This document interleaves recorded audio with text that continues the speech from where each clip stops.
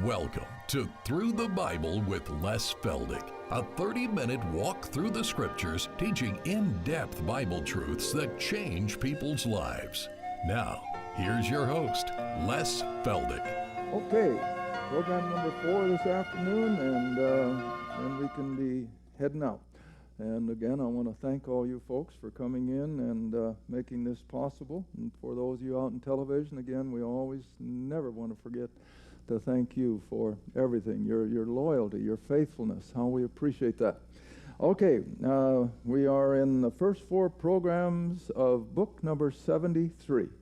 Yeah, I got it. Book number 73. Now, you know, each book takes 12 of these programs, so that's 3 months of taping, and then we can put a book together for those of you interested in that.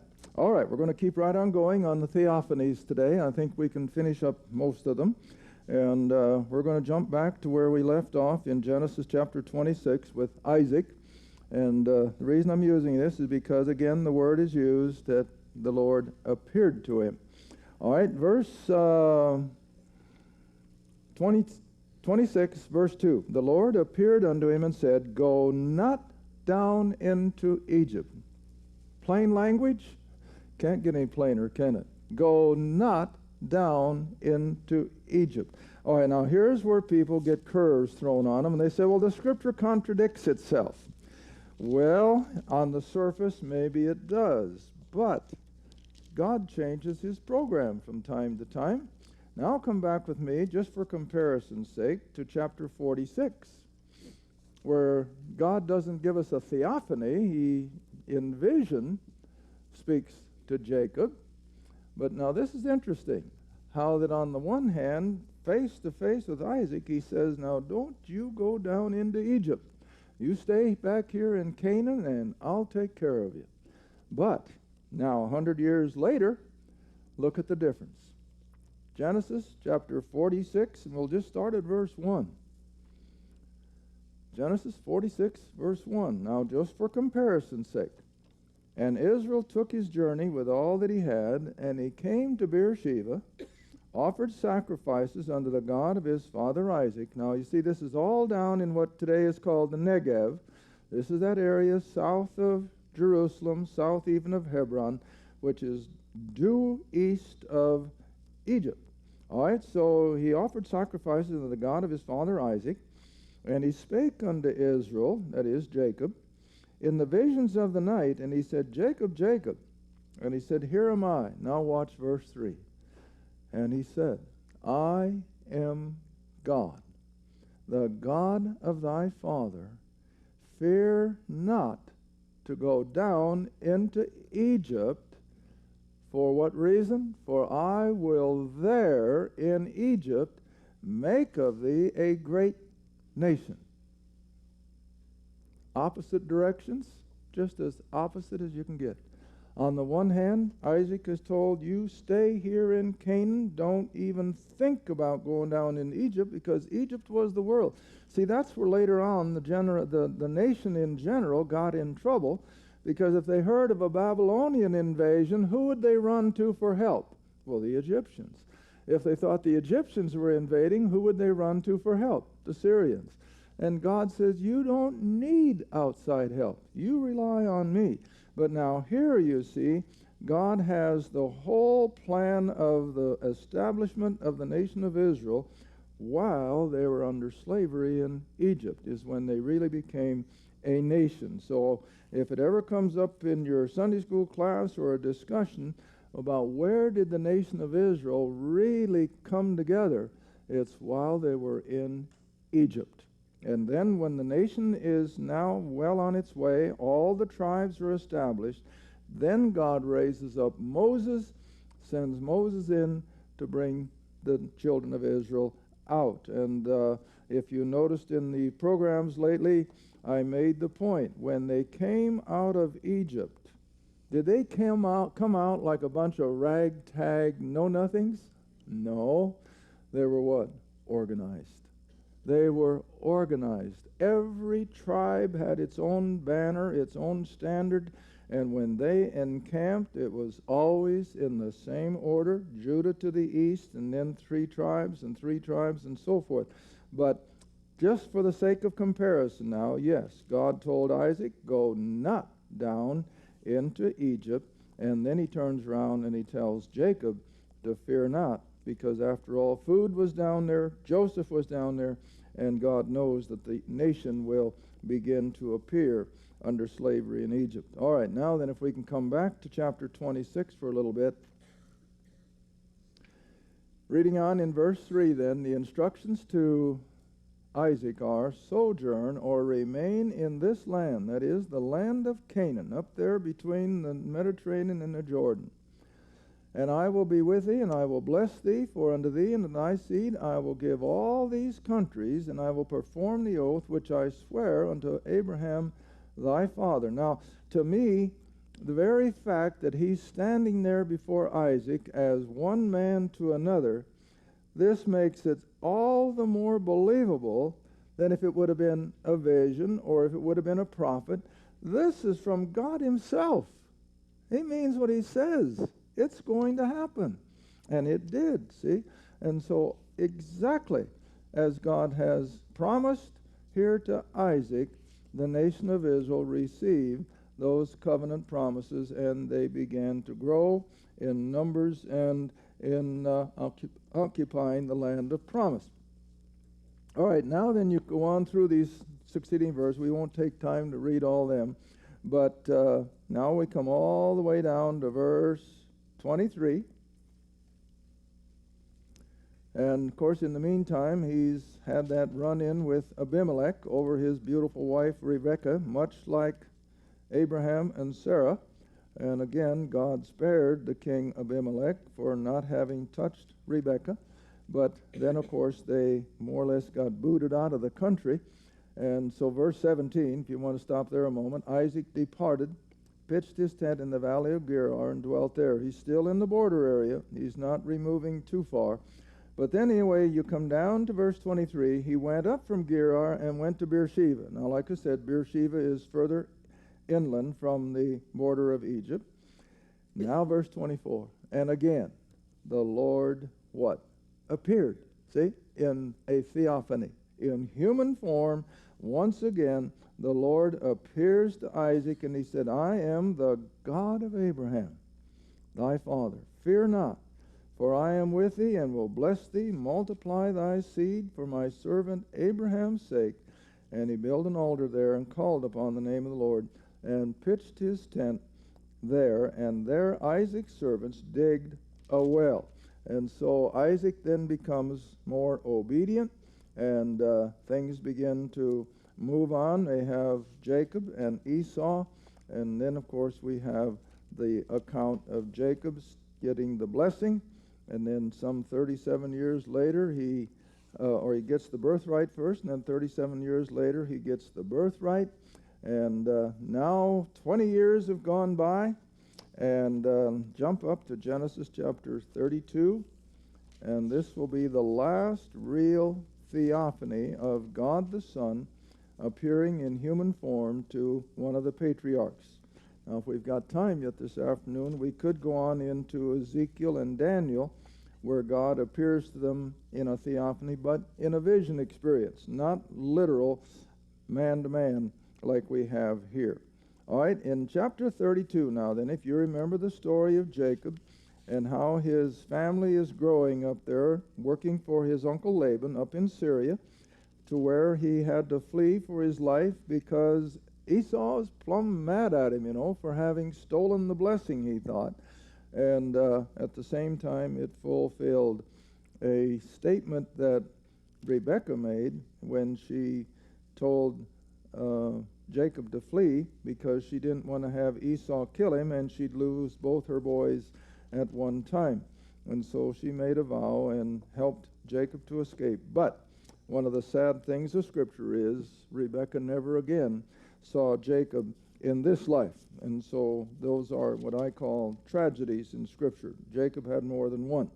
All right, so now then as you come into chapter 32, and Jacob is now coming back from his sojourn up with Laban, and he's established his flocks and herds, but he's still scared to death, as I put it, of Esau. what is going to happen when I meet Esau? So he sets apart a great number of livestock, in other words, to pacify him, bribe him, or whatever, and he's going to send that ahead, but then he's going to put all of his family and his flocks and his herds across the river of Jabbok. And now we'll pick it up in, let's see, verse 20. Verse 19, I'm sorry. Verse 19. And so commanded he the second and the third and all these various flocks of animals. And he said, on this manner shall you speak unto Esau when you find him. Tell him that these are all his. They're my present, if we can just have peace between each other. Verse 20. And say ye moreover, behold, thy servant Jacob is behind us. For he said, I will appease him with the present that goeth before me, and afterward I will see his face, peradventure he will accept me. So went the present, or the bribe, whatever you want to call it. So went the present over before him, and he himself lodged that night in the company. In other words, he's going to be surrounded by all of his other wives and children and so forth. Verse 22, he rose up that night and took his 2 wives and his 2 women servants and his 11 sons. Now remember, little Benjamin hasn't been born yet. That's going to be another several years later. So he's got the 11 sons, and he passed over the ford, or the little river Jabbok. And it's a beautiful, beautiful scenic area. Verse 23, and he took them and sent them over the brook, and sent over that he had, and Jacob was left alone. Now that's the part you got to get down first. He's all by himself in the dead of night. And there wrestled a man with him until the breaking of the day. Now some may try to water that down, that it was just an imagination or it was a dream, but I don't buy that. I think it was a literal knockdown wrestling match. And these 2 men went at it for a good portion of the night till the breaking of the day. And that's what it says. And there wrestled a man with him until the breaking of the day. Now verse 25, when he, Jacob, when he saw that he prevailed not against him, he, the stranger, touched the hollow of his thigh, and the hollow of Jacob's thigh was out of joint as he wrestled. In other words, he crippled him. And he said, let me go, for the day breaketh. And he, Jacob, said, I will not let thee go, except thou bless me. What does that tell you? What does Jacob now know? That this is a theophany.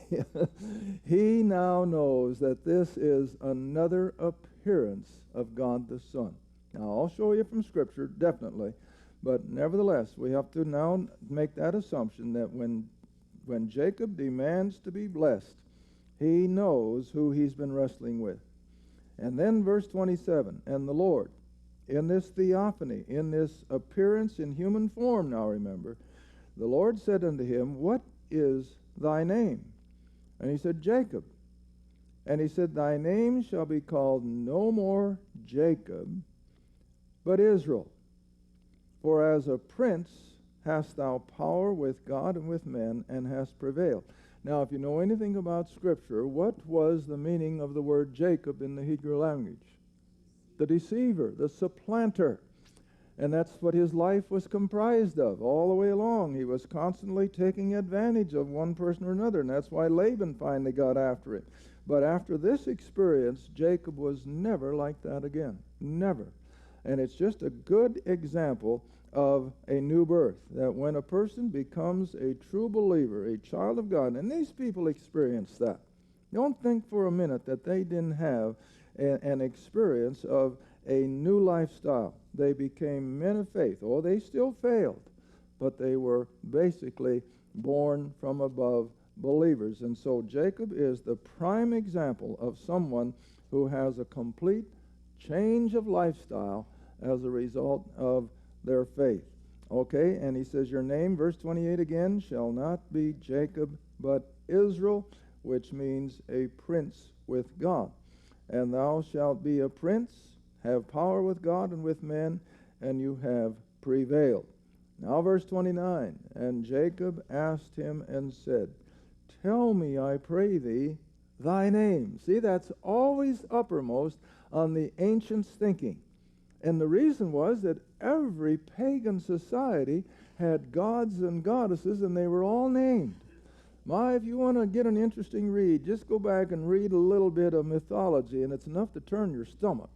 But on the other hand, it gives you an idea of what these people were up against. I mean, it's just unbelievable what the multitude of people have been believing over the centuries.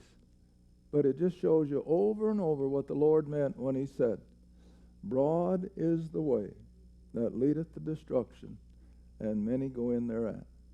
But narrow is the way, and strait is the gate, and how many?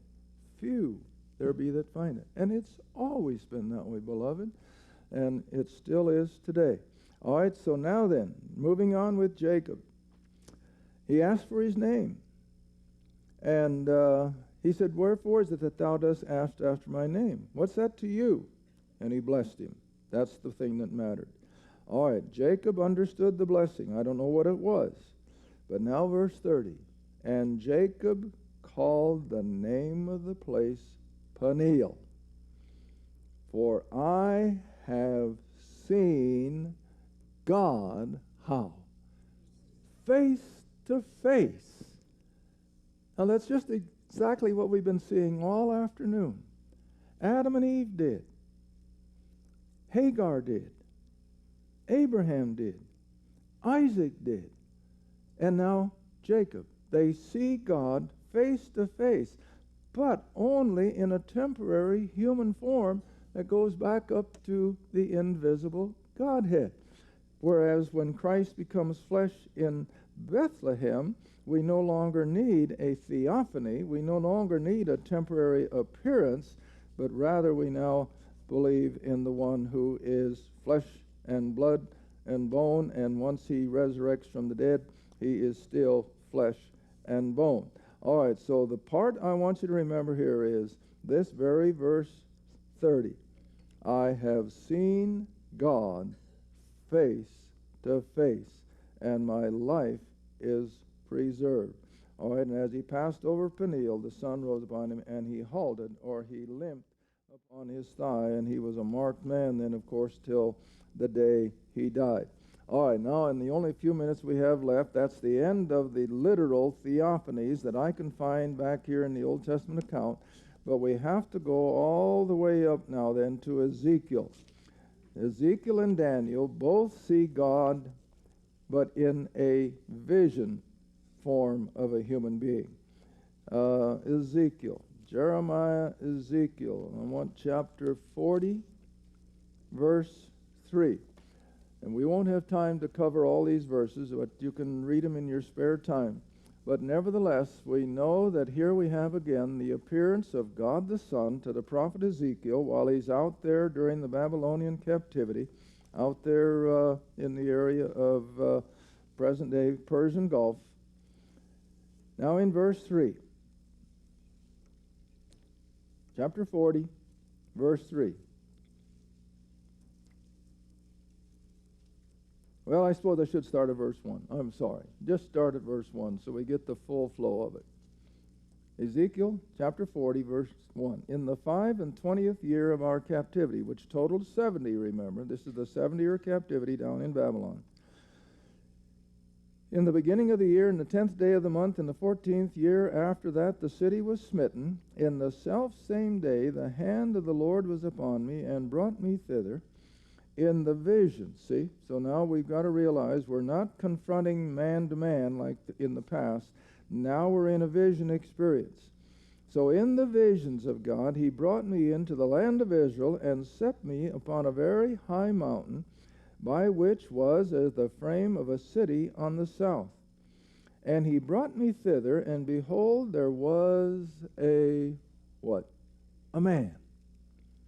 A man, whose appearance was like the appearance of brass, with a line of flax in his hand, and measuring reed, and he stood in the gate. And the man said unto me. So we know now that we have another appearance of God the Son, but it's in a vision experience rather than a literal face-to-face. All right, so the man said unto me, Son of man, behold with thine eyes and hear with thine ears, and set thy heart upon all that I shall show thee, for to the intent that I might show them unto thee art thou brought hither. In other words, God has a distinct purpose in bringing Ezekiel all the way up to this mountaintop, only in a vision. His body is still back there in Babylon. And to declare all that thou seest to the house of Israel. Now then, beginning at verse 5 all the way to the end of the book of Ezekiel, God the Son, in this vision experience, is explaining to Ezekiel this glorious temple that's going to come on the nation of Israel there in Jerusalem during the 1,000-year reign. I can just hit bits and pieces of it. Come all the way up to chapter 43, if you will. Verse 4. Because this just gives us a little glimpse of the Millennial Temple that will be established on the planet while Christ is ruling and reigning those 1,000 years. Verse 4. Then he brought me the way of the north gate before the house, and I looked, and behold, the glory of the Lord filled the house of the Lord, and I fell on my face. Can you imagine what that's going to be like? When the glory of God will come in and just literally fill that millennial temple. And see, the result of it was Ezekiel, even in the vision, had to fall on his face. And oh, again, this is everything pertaining to the glory that's awaiting us, and we can take heart that it is coming. Well, let's see. I just want to hit a few of these. Come back to 47. Chapter 47. This is all part of this same vision being described by God the Son in this vision experience with Ezekiel. Because you just follow the pronoun all the way through. This keeps from the lips of this same person, the man, who we know is God the Son. Chapter 47. Afterward he brought me again unto the door of the house, and behold, waters issued out from under the threshold of the house eastward. Now we're talking about Jerusalem.